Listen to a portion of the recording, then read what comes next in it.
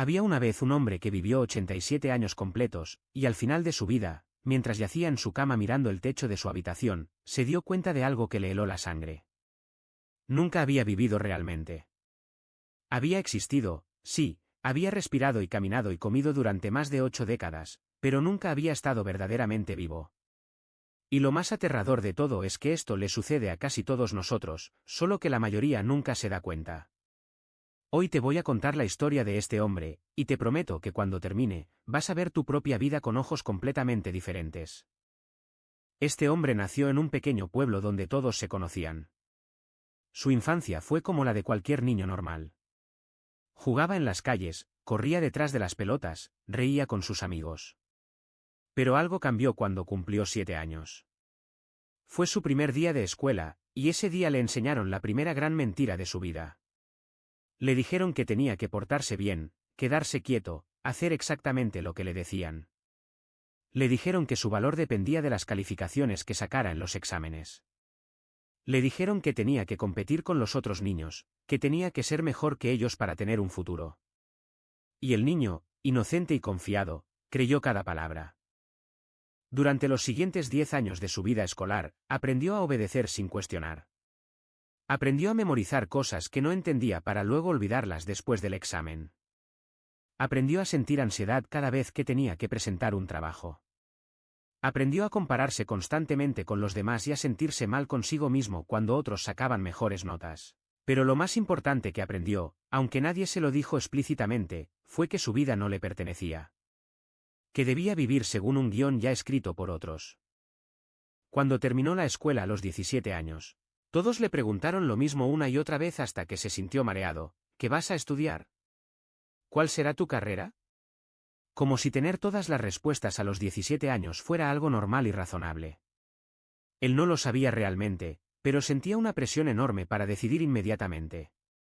Su padre quería que estudiara medicina porque los doctores ganan buen dinero y tienen respeto en la sociedad. Su madre pensaba que la ingeniería era más segura porque siempre hay trabajo. Sus profesores le decían que tenía que elegir algo práctico, algo que garantizara un empleo estable. Nadie, absolutamente nadie, le preguntó qué era lo que realmente lo hacía feliz.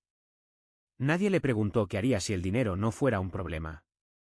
Nadie le preguntó cuáles eran sus sueños más profundos.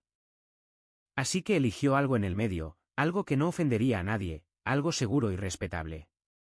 Estudió administración de empresas porque era una carrera versátil, le dijeron, con muchas salidas laborales. Durante 5 años más asistió a clases que le parecían aburridas. Memorizó teorías económicas que nunca usaría. Hizo presentaciones sobre temas que no le importaban en absoluto. Y todo ese tiempo, una pequeña voz en su interior susurraba que algo estaba mal, que esta no era la vida que quería, pero él la ignoraba porque todos a su alrededor le decían que estaba haciendo lo correcto. A los 22 años se graduó con su título bajo el brazo y una sensación extraña de vacío en el pecho. Pero no tuvo tiempo de pensar en eso porque ahora venía la siguiente etapa obligatoria del guión: conseguir un buen trabajo.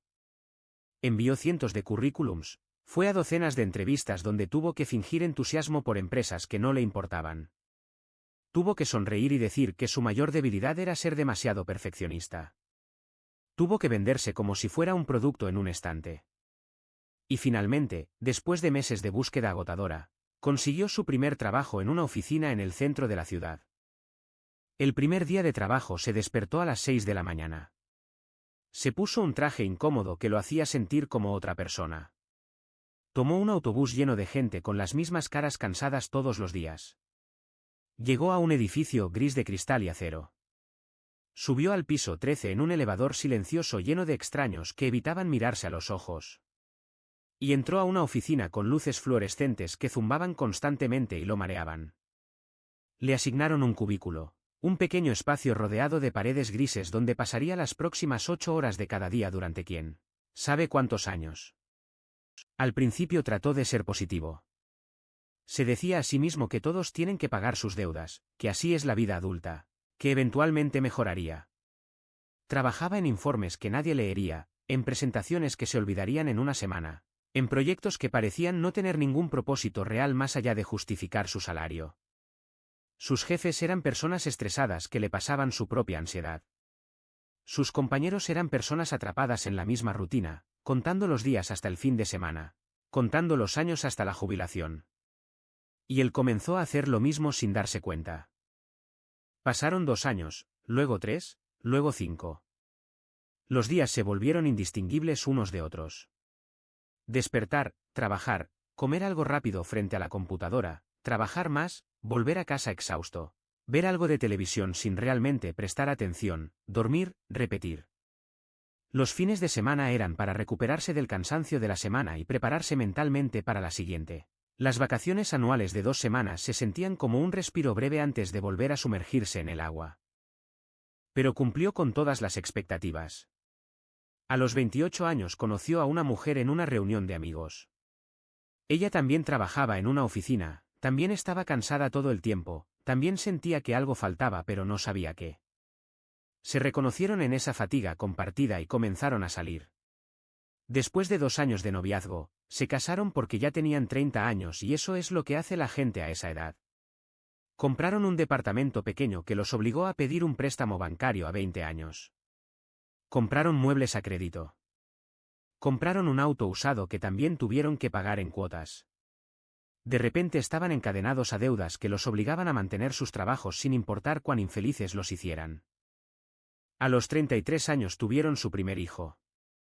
Él sintió una felicidad genuina cuando lo cargó por primera vez, una emoción real que no había sentido en años. Pensó que esto era, que finalmente había encontrado el significado de la vida. Pero pronto descubrió que tener un hijo en su situación solo significaba más presión, más gastos, menos tiempo, menos libertad. Ahora trabajaba no solo para pagar sus propias deudas sino también para darle a su hijo todo lo que necesitaba. Los pañales, la comida especial, la ropa que el niño superaba cada 3 meses, las consultas médicas, todo costaba dinero que él tenía que ganar hora tras hora en su cubículo gris. Y lo más triste de todo es que apenas veía a su hijo. Salía de casa antes de que el niño despertara y volvía cuando ya estaba dormido. Los fines de semana estaba tan agotado que solo quería descansar mientras su esposa se encargaba del bebé. Estaba físicamente presente pero mentalmente ausente. Estaba proveyendo pero no estaba siendo padre. Estaba sobreviviendo pero no estaba viviendo. Y los años seguían pasando como agua entre los dedos. A los 37 años lo ascendieron a un puesto gerencial. Ahora ganaba más dinero, lo cual estaba bien porque las deudas seguían creciendo. Pero también significaba más responsabilidades, más estrés, más horas en la oficina, más llamadas después del horario laboral, más preocupaciones que lo despertaban a las 3 de la mañana. Comenzó a tener dolores de cabeza constantes. Comenzó a tomar pastillas para la presión arterial. Comenzó a sentir un dolor sordo en el pecho que los doctores le dijeron que era ansiedad y estrés. Le recomendaron que hiciera ejercicio y comiera mejor, pero cuando tenía tiempo para eso. Su hijo ahora tenía 4 años y comenzaba a hacer preguntas. Papá, ¿por qué siempre estás cansado? Papá, ¿por qué tienes que ir a trabajar todos los días?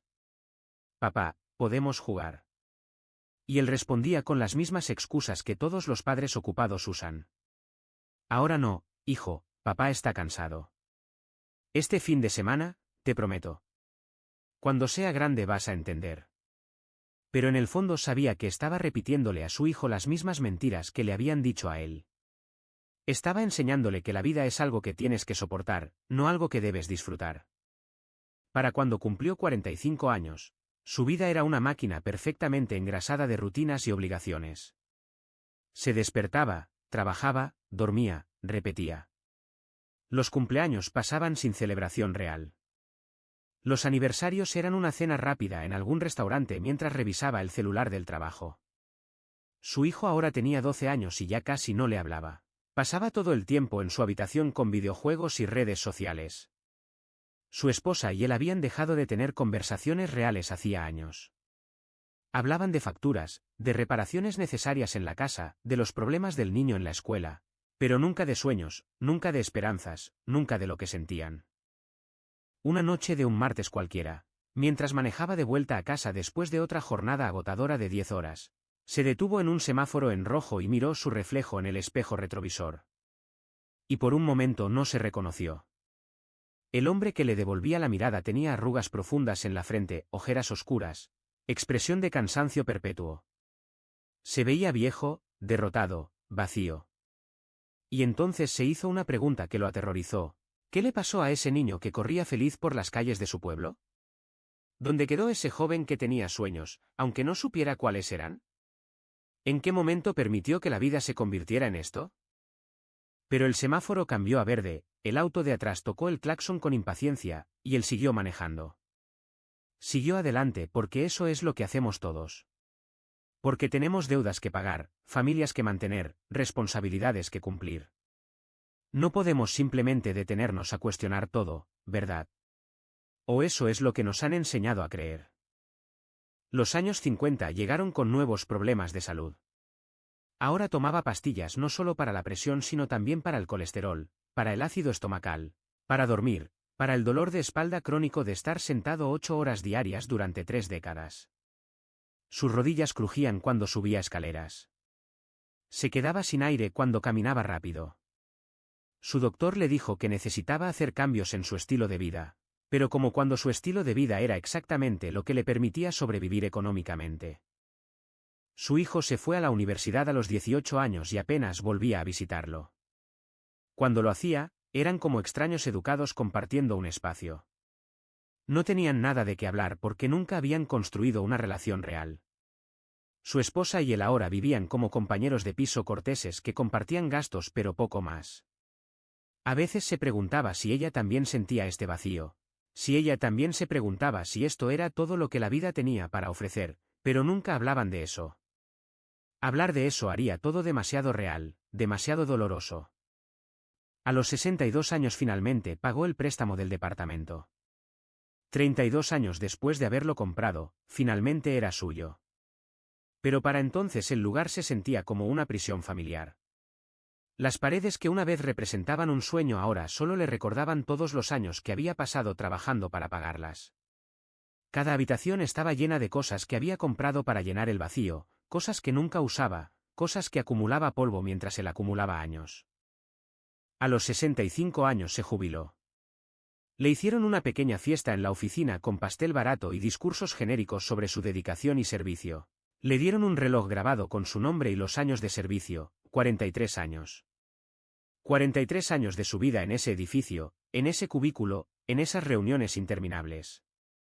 Sus compañeros le dijeron que lo iban a extrañar, pero sabía que lo olvidarían en una semana, tal como él había olvidado a todos los que se jubilaron antes que él. La empresa seguiría funcionando perfectamente sin él, como si nunca hubiera existido. Los primeros meses de jubilación fueron extraños. De repente tenía todo el tiempo del mundo y no sabía qué hacer con él. Había pasado toda su vida adulta esperando este momento, imaginando que finalmente sería libre, que finalmente podría hacer lo que quisiera. Pero ahora que estaba aquí, se daba cuenta de que no sabía qué quería. Había estado tan ocupado sobreviviendo que nunca había aprendido a vivir. Había estado tan enfocado en el futuro que nunca había estado presente en el momento. Y ahora el futuro había llegado y estaba vacío. Intentó varios pasatiempos. Compró equipo para pescar pero se aburrió después de la segunda vez. Se inscribió en clases de pintura pero descubrió que no tenía el talento ni la paciencia. Trató de leer todos esos libros que siempre había dicho que leería algún día, pero no podía concentrarse. Su mente divagaba constantemente.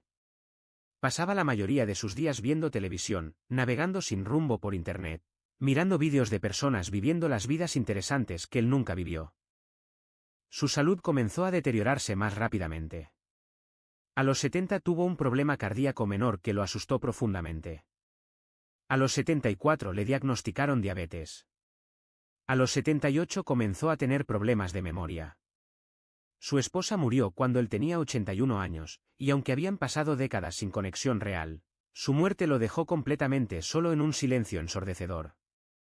Su hijo lo visitaba una vez al mes por obligación, trayendo a sus propios hijos que miraban a su abuelo como a un extraño incómodo. Y así llegó a los 87 años, acostado en una cama de hospital después de una caída en su casa. Los doctores le dijeron que no era grave pero que necesitaba quedarse unos días en observación. Y ahí, en esa habitación blanca con olor a desinfectante, mirando el techo manchado, tuvo la revelación que le partió el alma. Su vida entera había sido una serie de expectativas cumplidas. Había hecho todo lo que se suponía que debía hacer. Había estudiado, trabajado, se había casado, había tenido un hijo, había comprado una casa, había ahorrado para la jubilación. Había sido un ciudadano responsable, un empleado confiable, un padre proveedor. Pero nunca había preguntado por qué. Nunca había cuestionado si ese guión era el correcto para él. Nunca se había detenido a pensar en que lo hacía realmente feliz, que daba significado a su existencia, que quería su alma más profunda. Había vivido 87 años siguiendo instrucciones de otros, cumpliendo con roles asignados, tratando de encajar en moldes que nunca fueron hechos para él. Y ahora, al final, se daba cuenta de que nunca había vivido su propia vida. Había vivido la vida que otros esperaban de él. Cerró los ojos y lloró por primera vez en décadas. Lloró por el niño que había sido, lleno de curiosidad y alegría natural. Lloró por el joven que tuvo la oportunidad de elegir diferente pero no supo cómo. Lloró por el adulto que se dejó consumir por obligaciones y expectativas. Lloró por todas las mañanas que despertó sin ganas de levantarse. Lloró por todos los domingos por la tarde arruinados por la ansiedad del lunes. Lloró por todas las conversaciones que nunca tuvo con su hijo. Lloró por todos los momentos hermosos que dejó pasar porque estaba demasiado cansado o preocupado o distraído.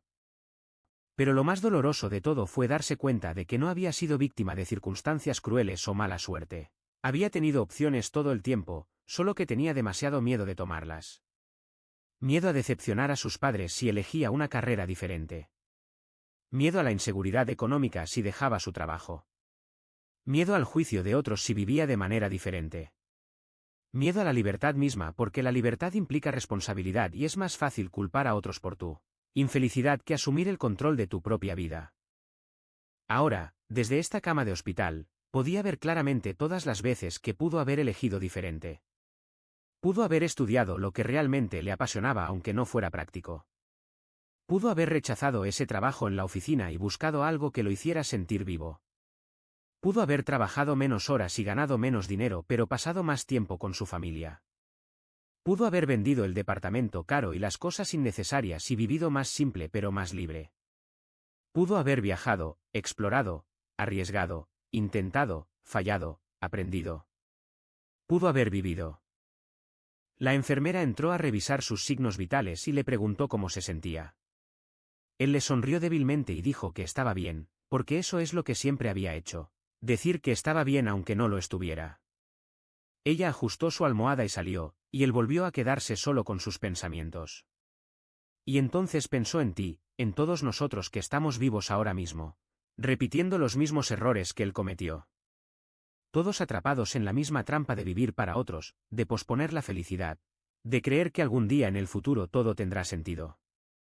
Quiso gritarle a cada persona joven que viera, no hagas lo que yo hice. No dejes que el miedo dicte tu vida. No trabajes en algo que odias solo porque paga bien. No te cases con alguien solo porque ya llevan cierto tiempo juntos. No tengas hijos porque se supone que debes tenerlos. No compres cosas que no necesitas para impresionar a gente que no te importa.